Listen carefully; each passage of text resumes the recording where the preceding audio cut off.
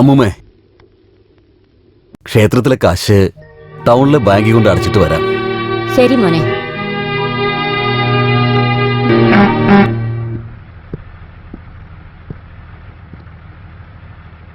ചേട്ടാ നമസ്കാരം. നമസ്കാരം.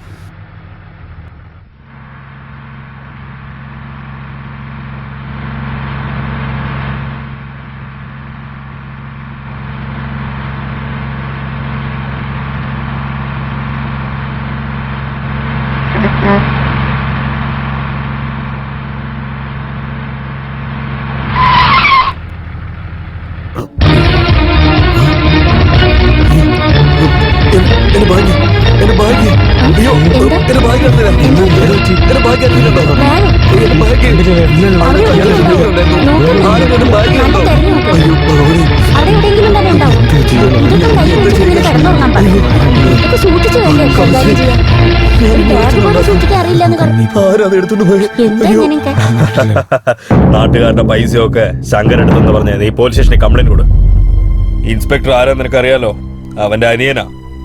അനിയൻ ചേട്ടനെ അറസ്റ്റ് ചെയ്ത് റോഡിൽ വലിച്ചോണ്ട് പോകണം. അത് ഞാൻ എന്റെ ഈ കണ്ണുകൊണ്ട് കാണണം. Good plan. നോ സർ, അവരങ്ങനെ ചെയ്യുന്ന ഒരാളല്ല സർ.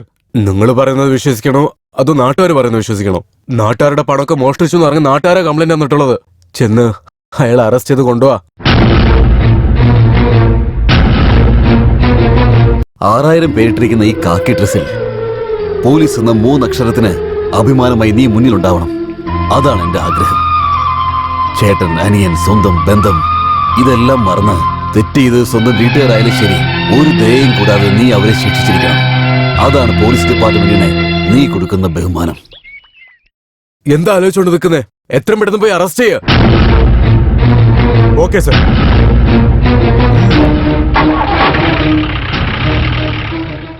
ഇനി എത്ര നാളത്തേക്കാണ് ഈ പണം കളവുപോയതിനെ കുറിച്ച് ആലോചിച്ചോണ്ടിരിക്കുന്നത് ശങ്കര? നമുക്കൊരു വഴി കാണിച്ചു തരുന്നേ. ആ ദൈവം നമ്മളെ കൈവിടൂലടാ. അതെ, നീ അതിനെ കുറിച്ചൊന്നും ആലോചിക്കണ്ട, ധൈര്യമായിട്ടിരിക്കട്ടെ. ശങ്കർ ചേട്ടാ, നിങ്ങൾ അമ്പലക്കാശ് മോഷ്ടിച്ചോന്ന് പോലീസിനോട് ആരോ കംപ്ലൈന്റ് കൊടുത്തിട്ടുണ്ട്. അതുകൊണ്ട് നിങ്ങൾ അനിയൻ തന്നെ നിങ്ങൾ അറസ്റ്റ് ചെയ്യാൻ വേണ്ടി വന്നുകൊണ്ടിരിക്കുകയാണ്.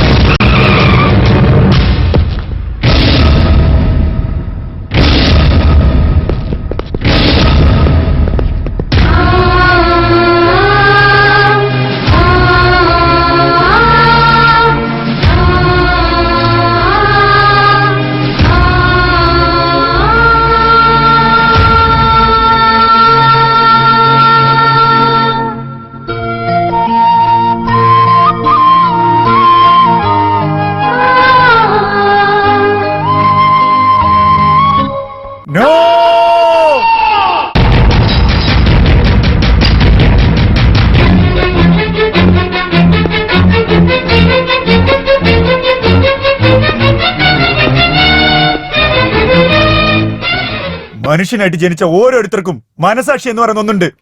ആ മനസാക്ഷിയുള്ള ഒരുത്തൻ പോലും എന്റെ ഏട്ടൻ കള്ളനാണെന്ന് പറയില്ല. തെറ്റ് ചെയ്തവർ ശിക്ഷിക്കപ്പെടേണ്ടതാണ്. പക്ഷെ ഒരു തെറ്റും ചെയ്യാത്തൊരു നിരപരാധിയെ ശിക്ഷിക്കുന്നത് അതിലും വലിയൊരു തെറ്റാണ്. ഒരു തെറ്റും ചെയ്യാത്ത എന്റെ ഏട്ടനെ അറസ്റ്റ് ചെയ്താലേ ഈ ജോലി എനിക്കുണ്ടാവുള്ളൂ എങ്കിൽ എനിക്ക് ഈ ജോലി വേണ്ട ഏട്ടാ. നിങ്ങളെക്കാൾ വലുതല്ല എനിക്ക് ഈ ജോലി. എനിക്ക് നിങ്ങളാണ് വേണ്ടത്. നിങ്ങൾ മാത്രം.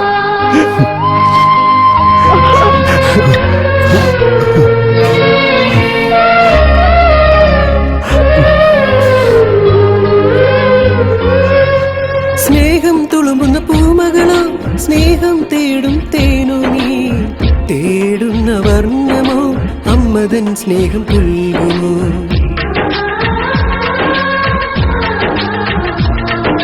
പൂമ്പാറ്റേ നീ വരുമോ, നവവധുവായി നീ വന്നിടൂ.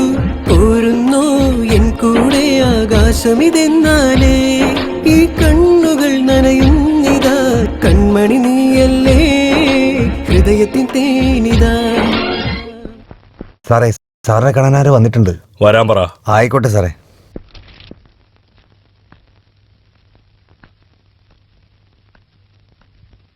നമസ്കാരം സാർ. ഇരിക്കൂ. കുഴപ്പമില്ല സാർ. കുഴപ്പമില്ല, ഇരിക്കൂ. എന്താ കാര്യം? അന്ന് സാറിന്റെ കമ്പനി ചോദിച്ചില്ലേ, ഞാൻ നിങ്ങൾക്ക് തരാൻ തയ്യാറാണ്. അതിന് പകരം നിങ്ങൾ എനിക്ക് 5 ലക്ഷം തന്നാ മതി. എന്തിന്? നിങ്ങളുടെ കമ്പനിയൊക്കെ നന്നായിട്ടല്ലേ പോകുന്നത്? എല്ലാം നന്നായിട്ട് തന്നെ പോകുന്നുണ്ട്. പക്ഷേ എന്റെ കുടുംബം ഇപ്പൊ ഒരു പ്രശ്നത്തിലാ. എന്റെ ചേട്ടനൊരു പ്രശ്നത്തിൽ പെട്ടിരിക്കുക. അദ്ദേഹത്തെ രക്ഷിക്കണമെങ്കിൽ എനിക്ക് 5 ലക്ഷം ആവശ്യമാണ് സാർ.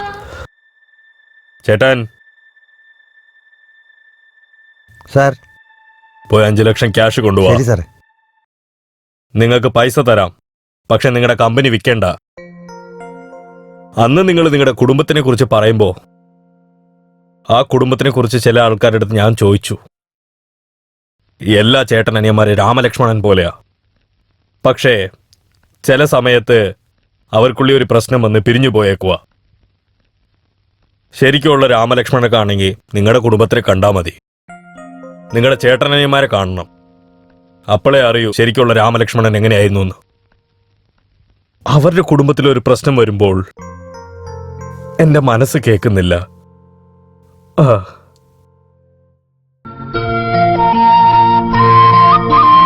പണം കൊണ്ട് പല ഉപകാരങ്ങളുണ്ട്. കഷ്ടത്തിലുള്ള നിന്റെ ചേട്ടനെ രക്ഷിക്കാൻ ഈ പൈസ നിനക്ക് ഉപകാരപ്പെടട്ടെ. സാർ അത് പിന്നെ ചിന്തിക്കണ്ട സാർ. ഇത് വെറുതെ മേടിക്കാൻ നിങ്ങൾക്ക് കഷ്ടമാണെങ്കിൽ നിങ്ങളുടെ കമ്പനിയിൽ എനിക്കൊരു പാർട്ട്ണർഷിപ്പ് തന്നാൽ മതി. പ്ലീസ് മേടിച്ചോളൂ സാർ, മേടിച്ചോളൂ സാർ.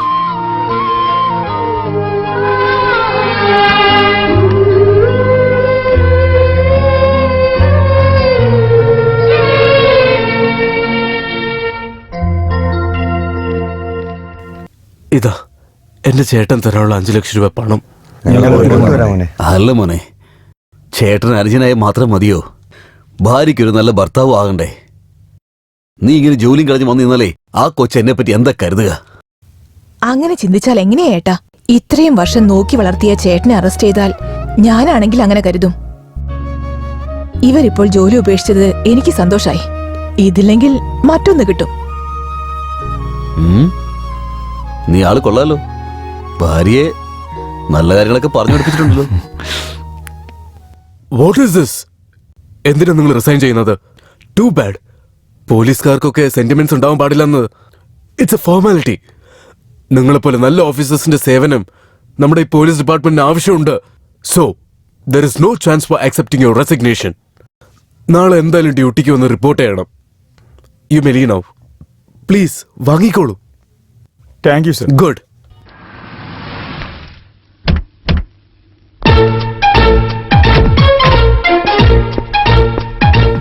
ശ്വേത, നീ ഇവിടെ തന്നെ നിൽക്ക്.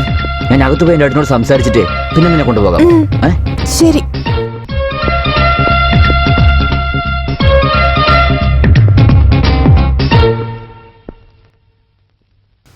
ചേട്ടാ. എന്താടാ? അത് പിന്നെ ചേട്ടാ, അതായത് ഇത് ചെയ്യാൻ ഞാൻ നിങ്ങളോട് പറഞ്ഞല്ലേ, അത് വന്നിരിക്കുന്നു. ഏത്? അതാണ് ചേട്ടാ, ഞാനൊരു കുട്ടീനെ ലവ്. വരാൻ പറയേ. ആ ശരി. എന്തു പറഞ്ഞു? Appointment fix.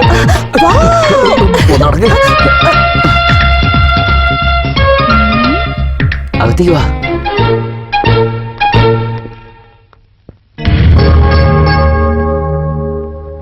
ഇത് 6 കഷ്ണങ്ങളാക്കി 2 ദിവസം കഴിച്ചു കഴിഞ്ഞാൽ എല്ലാം ശരിയാവും.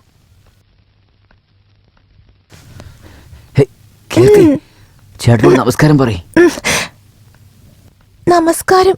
ഇതെന്താ വല്ലാത്തൊരു നമസ്കാരമാണല്ലോ ഇത്. അതുവരെ ചേട്ടാ, ബഹുമാനമാണ്. ഇവള് മൂത്തോരെ കണ്ട ഒരുപാട് ബഹുമാനിക്കും, അതുകൊണ്ടാ അല്ലേ? അല്ല, നിന്റെ പേരെന്താ? കീർത്തി. ആ, കേട്ടില്ല. കീർത്തി ചേട്ടാ, കീർത്തി. ഈ ലോകത്തിലെ വിശ്വസുന്ദരി ക്ലിയോപാട്രയെ കണ്ടിട്ടുണ്ടോ? എങ്കിൽ അതാണ് ഈ ഞാൻ. കള്ളം.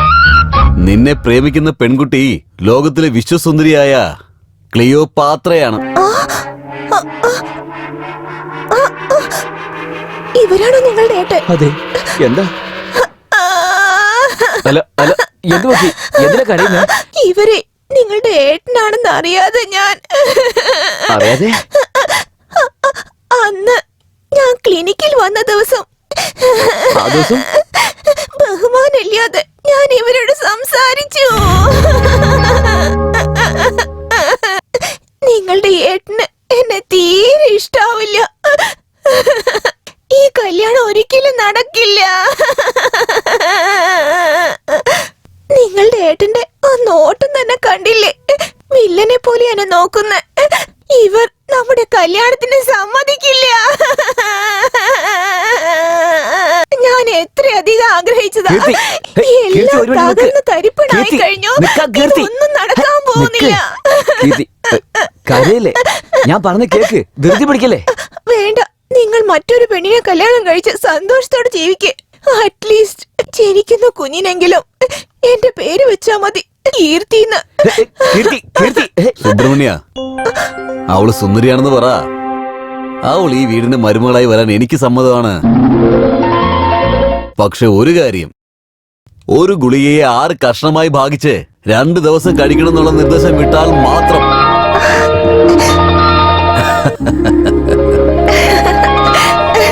ഭഗവാൻ നിന്നെ അനുഗ്രഹിക്കട്ടെ മോളെ. എത്രയും പെട്ടെന്ന് വീട്ടിൽ പോയിട്ട് വേണ്ടപ്പെട്ടവരെ കൂട്ടിക്കൊണ്ടുപോവാ. ഏറ്റവും അടുത്ത മുഹൂർത്തത്തിൽ തന്നെ നിങ്ങളുടെ കല്യാണം നടത്തി തരാം.